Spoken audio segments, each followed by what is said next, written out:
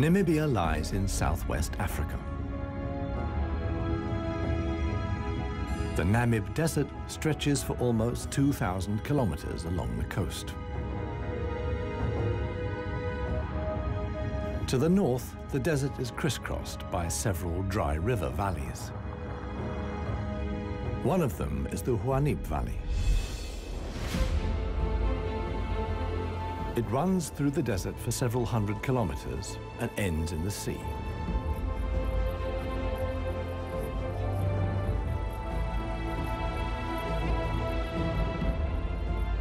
Water flows here once, at most twice a year. Only deep-rooted plants like anna trees can survive here. Only here, within the valley, can mammals exist in the long term. It is the home of the desert elephants.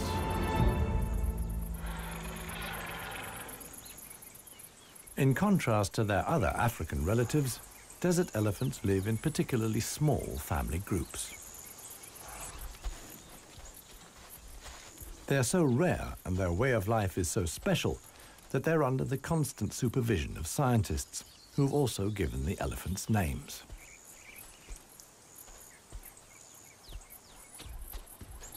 The head of this family is alpha cow Clarissa.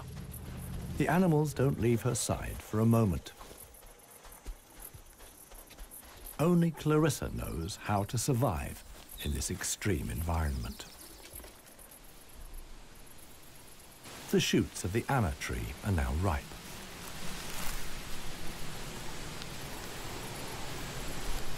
The pods contain protein-rich seeds.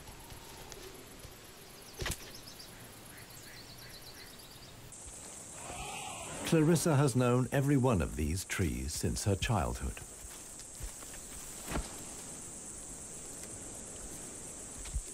Even the youngest, Maya, tries the shoots. Here, however, experienced trunk-tip control is required. It's easier for her to get the protein she needs from her mother's milk. Desert elephants only have half the number of calves as other elephants. The male animals stay with their mother's family until they reach sexual maturity. With mock fights, they prepare for life without the protection of the females. Adult bull elephants are loners or travel in small groups. Jappy is the most skillful of them.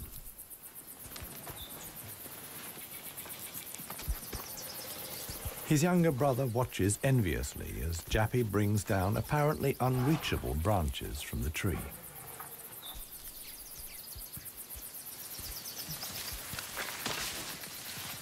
In the valley, Jappy is well known for such tricks.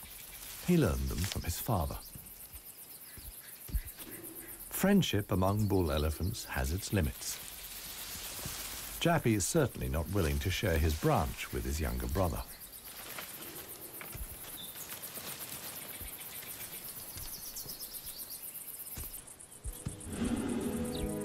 Their father, One Tusk, is now nearly 60 years old.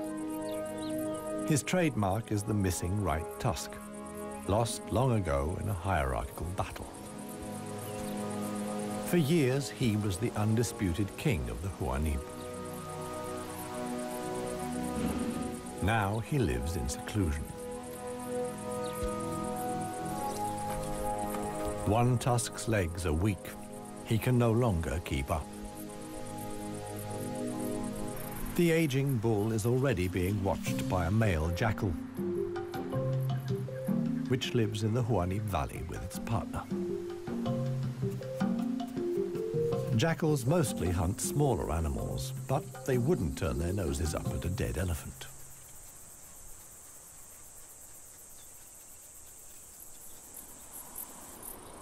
In a side valley, Clarissa has discovered a further source of food. There's a wide selection of bushes, grasses, and herbs.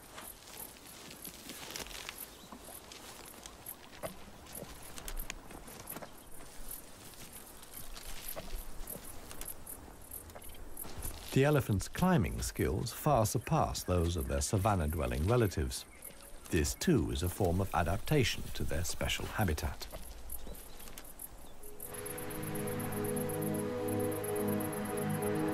Old One Tusk has at last reached one of the anna trees in the Huanib Valley.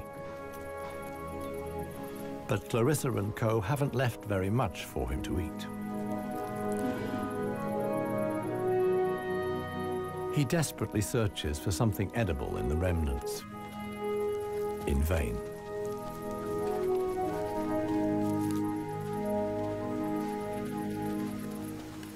For the inhabitants of the Namib, survival is hard.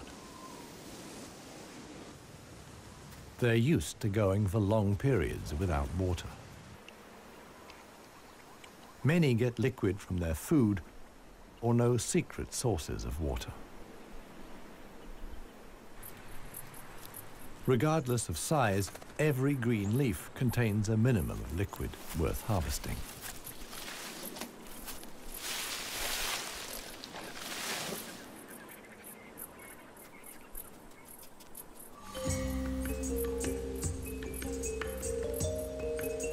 Outside the dry river valleys, there is scarcely any vegetation. Here, only extreme specialists survive. The Namib desert beetle is no bigger than a fingernail.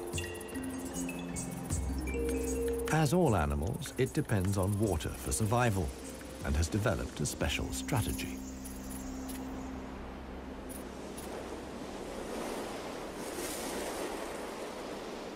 Even the tiniest traces of dampness in the air condense on its carapace. In time, a drop forms, which then flows directly into the beetle's mouth. This way of life limits the distribution of desert beetles to those parts of the desert that see fog. But where does the fog come from?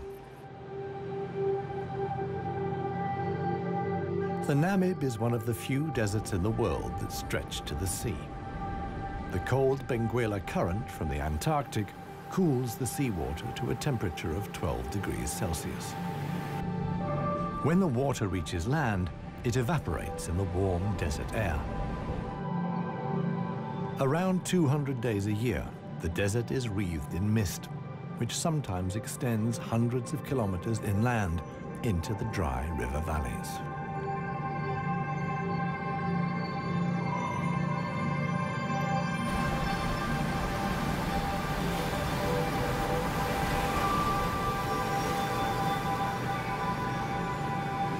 The Benguela current doesn't only bring fog, it's also rich in fish. The animals that benefit most are the brown fur seals.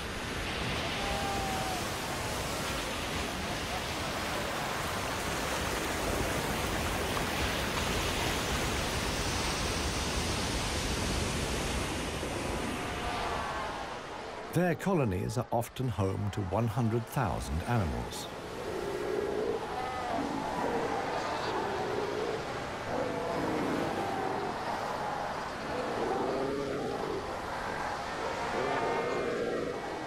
Right now, there's good reason for so many seals to congregate here. The mating season is just beginning.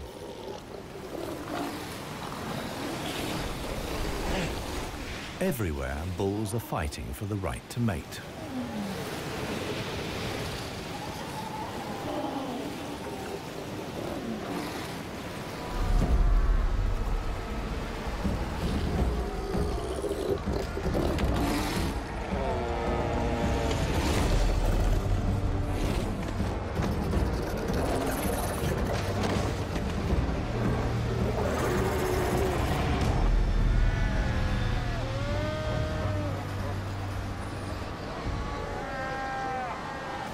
The strongest conquer a whole harem and then have their flippers full.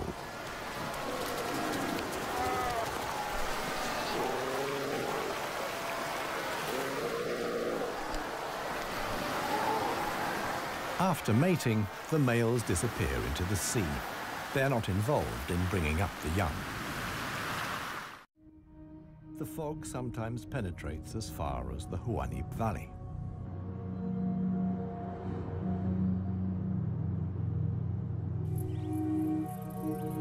Now, even the biggest animals benefit from the moisture contained in the fog.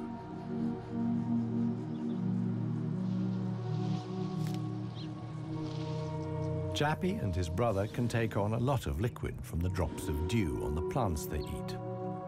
This allows the elephants to go without water for up to 4 days at a time. The pair are still on the move together. This will soon change.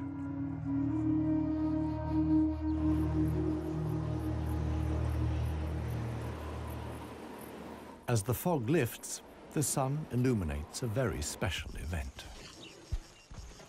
Families of elephants from other dry river valleys are on their way to the Huanib Valley. They are following the calls of their relatives, which they pick up via the soles of their feet, as via a stethoscope. More and more elephants join Clarissa's family. Some of the animals haven't seen each other for years and exchange affectionate greetings. Jappy and his brother are also aware of the arrival of the females. When it comes to attracting a cow, in a flash, companions become rivals. Once upon a time, one tusk was also aroused by all the excitement. Today, it no longer has any significance for him. He wouldn't be able to deal with confrontations with other bulls.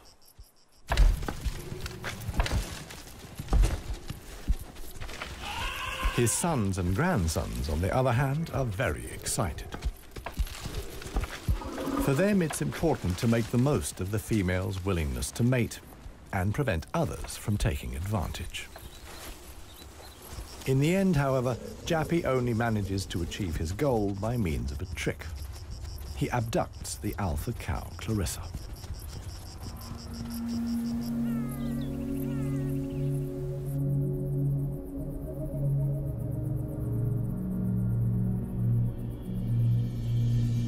While many of the inhabitants of the valley spend the night hours asleep, this is the time of the real desert dwellers. The Namib sand gecko is only active at night. In the darkness, the little predator looks for crickets and spiders.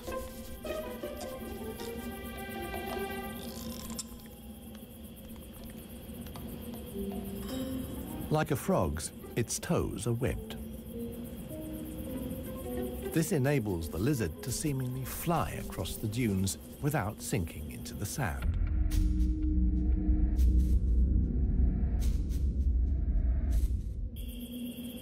But it also needs to be on the lookout.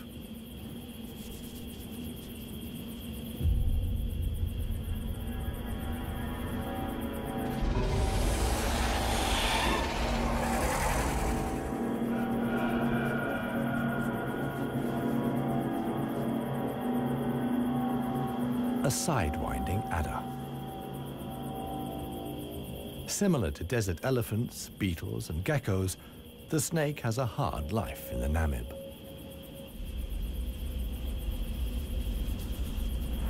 It has to hunt successfully to survive.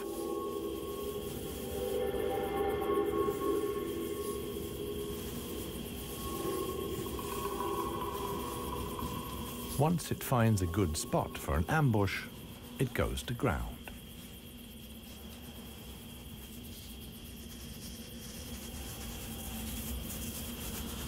The snake is a predator that lies in wait for its prey, relying completely on its camouflage.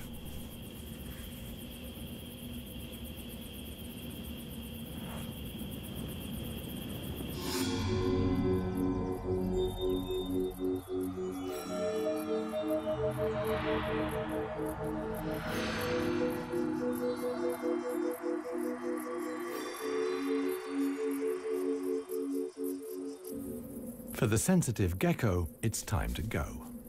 In the sun, it would quickly dehydrate. Here, too, webbed feet come in handy. The lizard uses its legs as scoops to quickly dig out astonishing underground passages. It can make tunnels 1 meter long into the ground.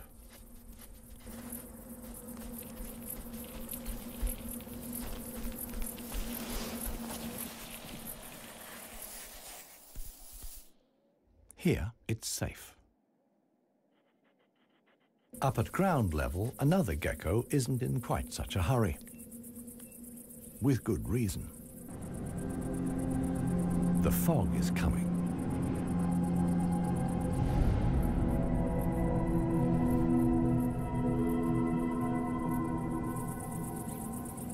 The lizard's large, mirror-like eye surfaces allow the fog to condense here.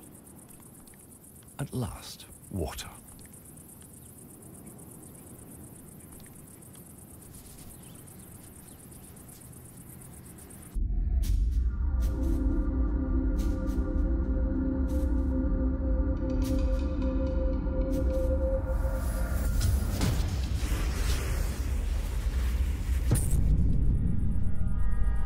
The waiting paid off.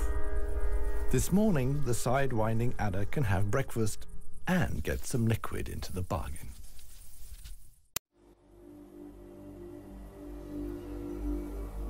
The Namibian winter is coming to an end, and with it, the mild climate brought by the fog.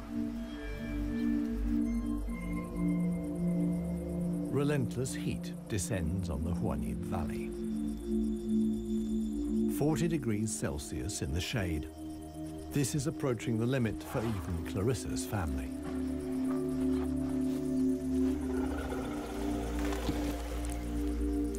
Elephants don't sweat, and so protect themselves against overheating by fanning their ears. But it seems too hot, even for that. The heat is hard to bear for all the animals, but for the youngest, the sun can be lethal. Maya is really suffering.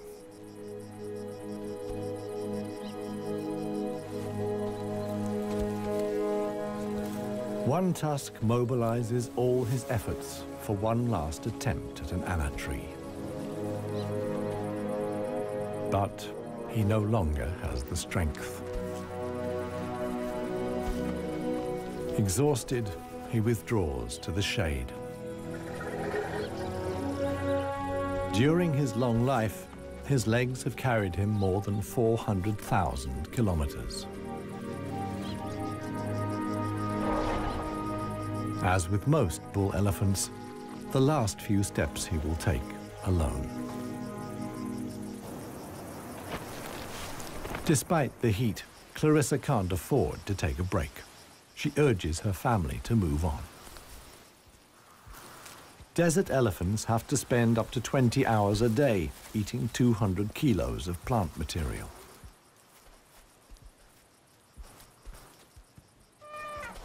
As tiring as that may be, Clarissa's family have no choice. One young bull is already so exhausted that he sleeps through the signal to move off. He only wakes up when the other elephants are already out of sight.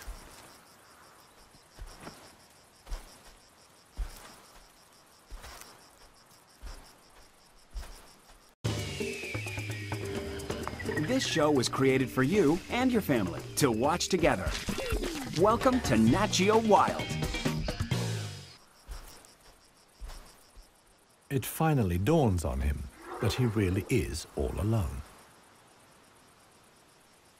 Clarissa and the rest of the family have noticed his absence. The animals try to locate each other via smell using their trunks, which are extraordinarily sensitive.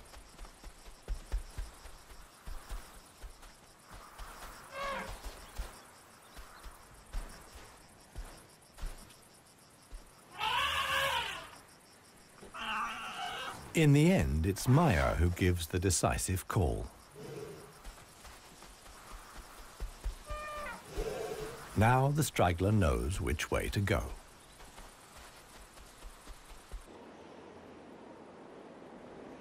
The extremely dry period shows no sign of coming to an end.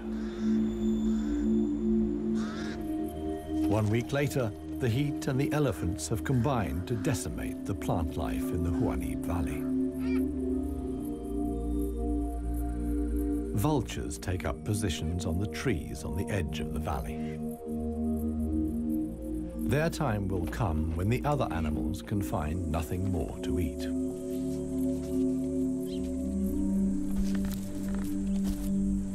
For Clarissa's family, a dead tree now becomes the sole source of food. In the desert, a tree of this size takes years to break down.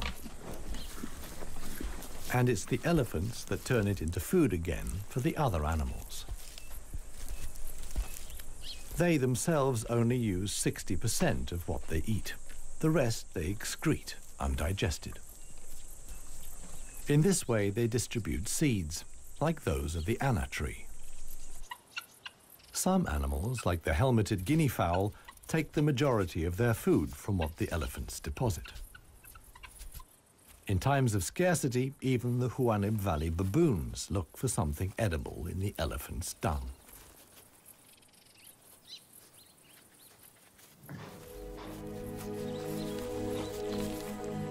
Old One Tusk has one more go at the wood.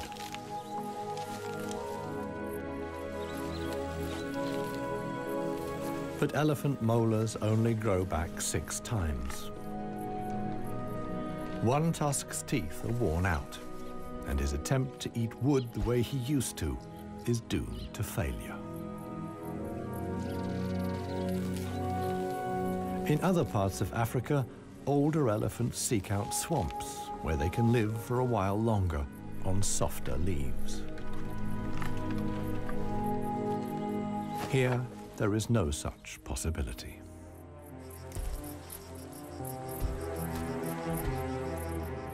For Clarissa, too, the situation is becoming threatening. She and her family must leave the valley and seek food and water elsewhere.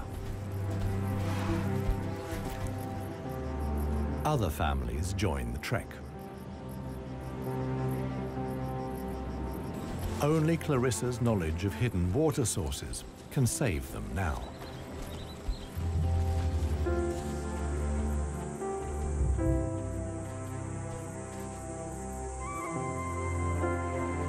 Scarcely any animals are left in the valley. Even the jackals are leaving. In their search for food, they will move along the Huanib Valley until they reach the coast. Only One Tusk is too old and too tired for the trek. The one thing that could save him now is rain that would let soft grass grow. With this slim hope, he remains behind.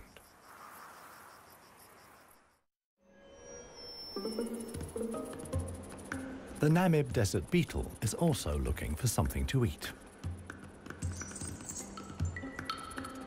In contrast to most of the desert dwellers, it is not seeking fresh young shoots. The beetle is on the lookout for plant residues. The unceasing wind is a help. It sweeps fragments of plant life together in valleys and hollows between the dunes. Mostly it's just a few bits of leaf. But sometimes it collects and becomes something like a herbal rubbish dump. Although the plants are completely dried out, they still contain important nutrients.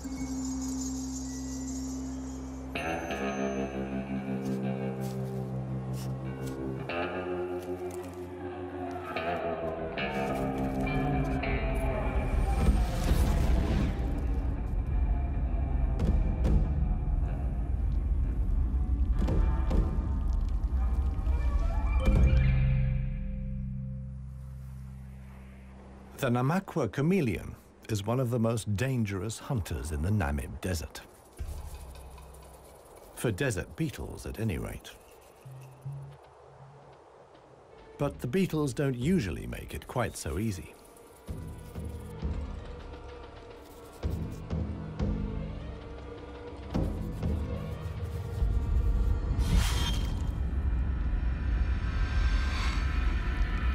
The beetles aren't only full of protein, but also provide essential liquids for the lizard.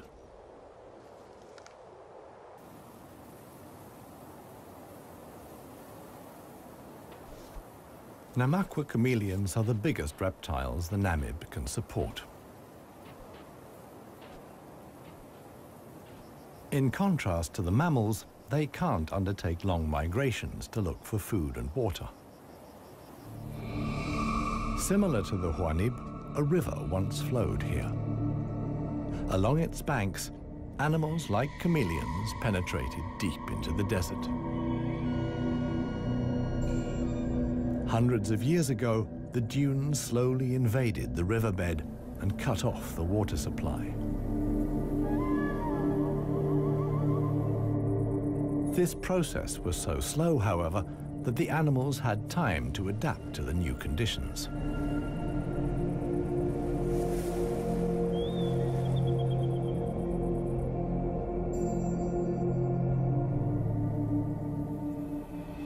The mammals didn't need such a long period of adaptation.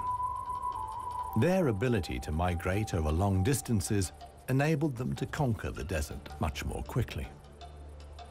The pair of jackals will soon reach the coast.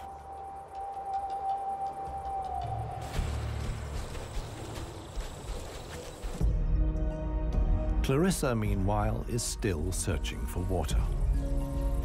Little Maya is already exhausted.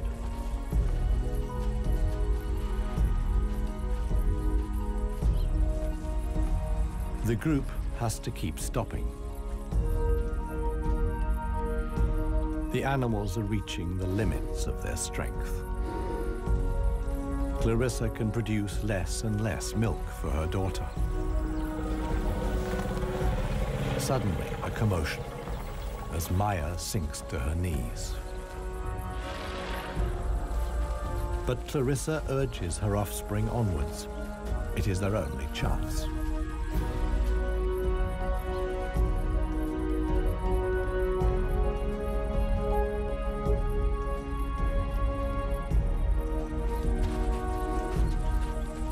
As dusk falls, they finally arrive.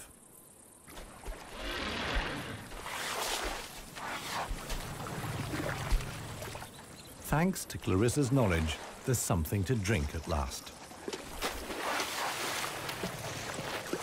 Adult elephants can get by on 100 liters of water a day.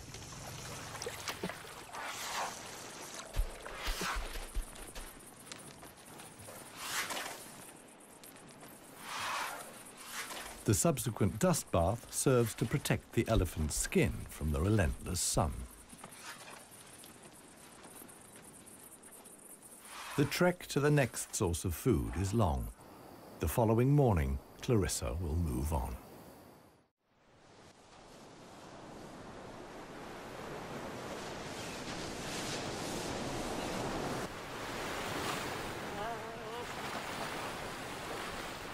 The jackals have finally reached the sea and move southwards along the coast.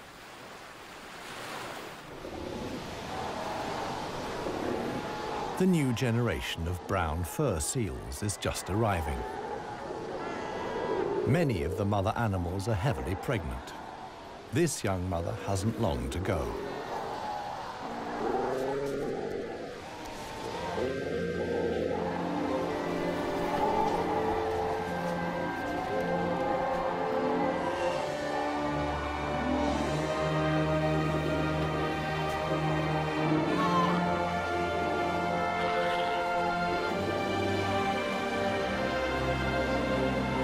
The mother at once welcomes her offspring into the world. Each voice and scent is as unique as a fingerprint. The ritual creates an unbreakable bond between mother and pup.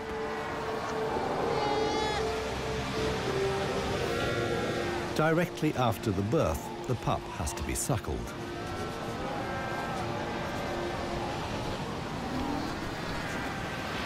The newborn is a little clumsy.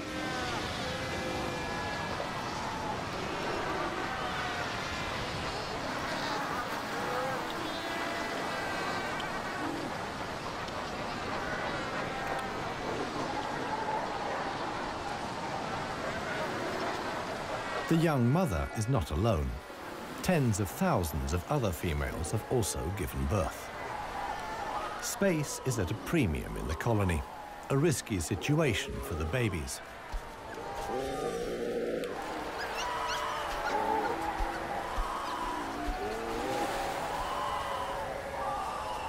To minimize the danger, the seals organize a kindergarten. Many of the mother animals leave their newly born pups here.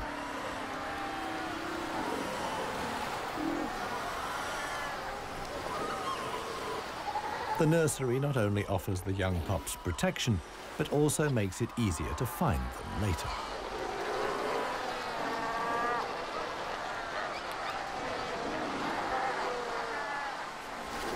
The mother seals have to go out hunting every day to make sure their milk is nutritious enough for the young.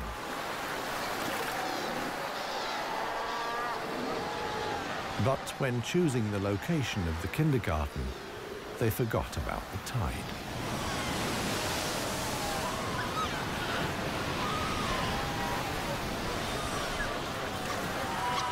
The pups fight desperately against the onslaught of the waves. The baby is washed out to sea along with the other newborn seals.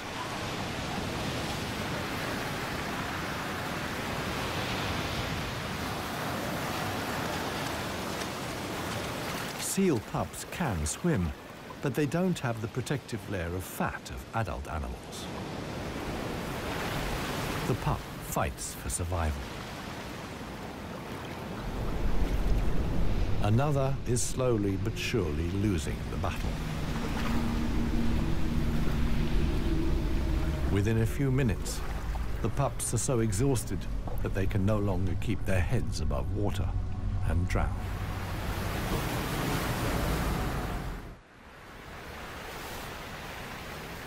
The next morning reveals how great the danger posed by the sea is for the seal pups. The shore is full of little corpses, washed up by the tide.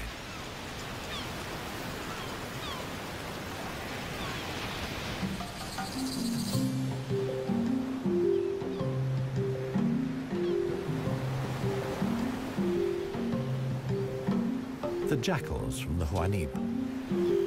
The pair have traveled hundreds of kilometers from the arid valley.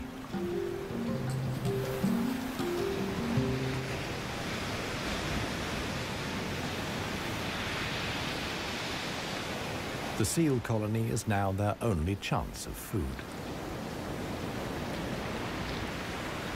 Jackals aren't choosy. For them, eating carrion is nothing unusual.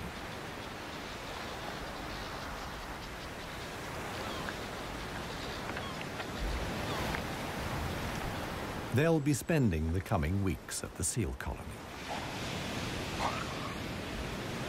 Only when the pups are old enough to swim enduringly, and thus the supply of food runs out, will the jackals return to the Huanib Valley.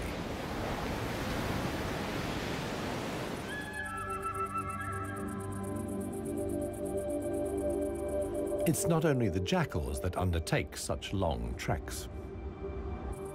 The other inhabitants of the Huanib have a long way to go.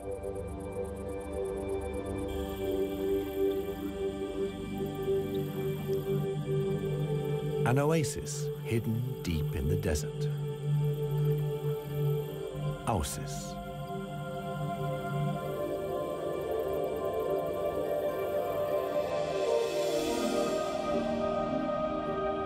It lies like an emerald in the middle of the desert.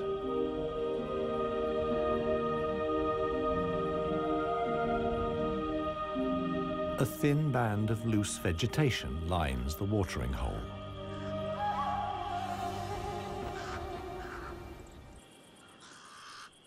The pied crows are getting worked up about something. Visitors. Big visitors.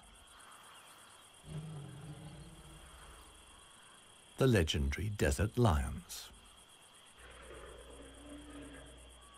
Desert lions are so unbelievably rare that scientists have fitted them with transmitter collars so that the big cats can be monitored and protected. Two females have taken up positions in the undergrowth with their young. The experienced predators know that it's just a matter of watching and waiting. And indeed, many animals are making their way here. The oryx's numbers have thinned noticeably. Some are lagging far behind the main column.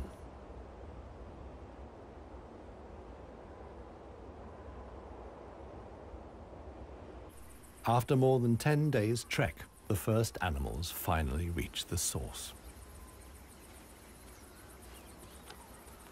Cautiously, they approach the steep bank. They're in danger of sinking into the soft ground.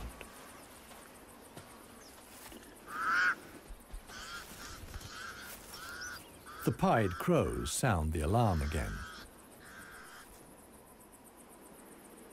The lioness's patience has been rewarded. They've caught one of the stragglers. One lioness keeps the oryx in check on the ground. The hunting lioness is completely exhausted.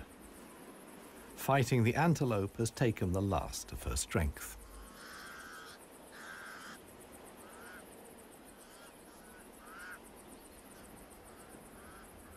She drags herself back to the bushes to get her cubs.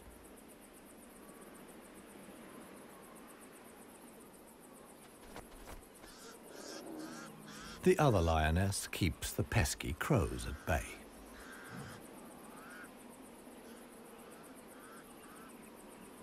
Luckily for the huntress, the cubs quickly grasp the situation. They can hardly wait to get their teeth into some fresh food. All the animals here are fighting for survival. The lionesses won this round. They've enough food now to last the coming weeks.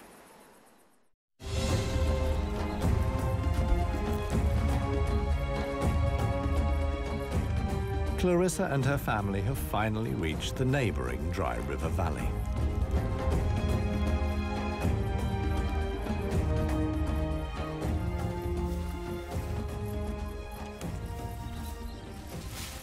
The experienced cow knew instinctively that in times of drought, there was some precious greenery here to feed on. The exhausted animals can at last fill their stomachs again.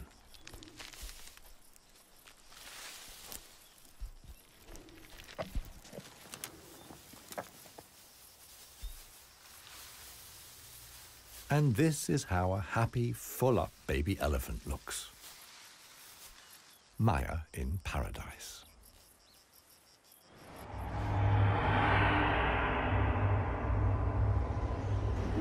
A strong wind blows in from the coast, and sandstorms form in the hinterland.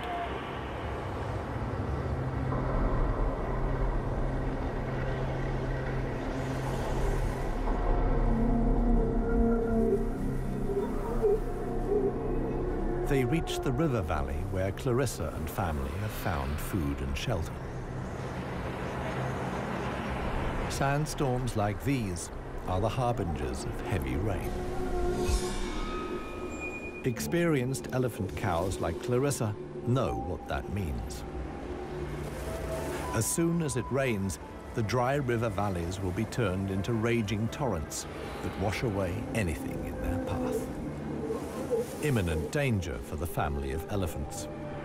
Time to move on again. Now the safest place to be is outside the valleys.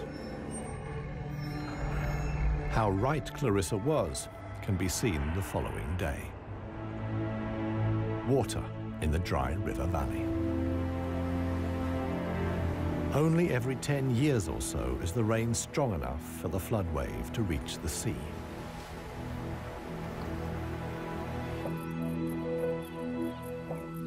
Just a few days later, the first green shoots begin the transformation of the dry river valleys.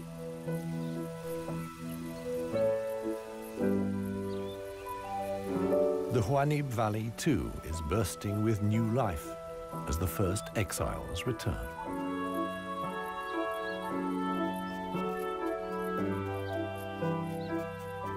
For one animal, however, the rain came too late.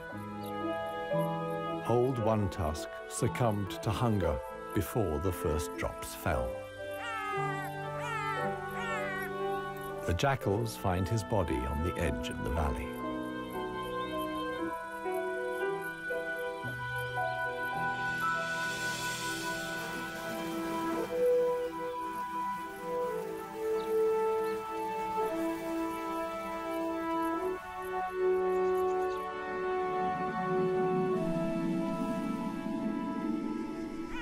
The jackals don't approach the body until evening. And thus, the circle of life is complete. The next morning, long unheard calls echo through the valley.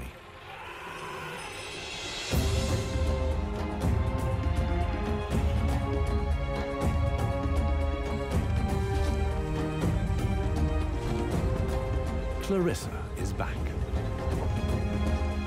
Her family survived the floods unscathed. Maya, too, is thriving. At last, the newly greened Huanib Valley comes into view.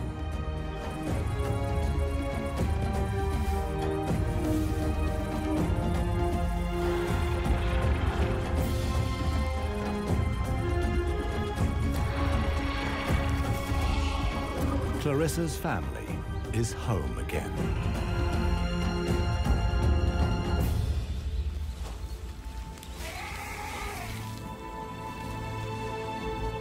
Jappy will pass on the genes of his father, One Tusk, and with them, his strength and intelligence.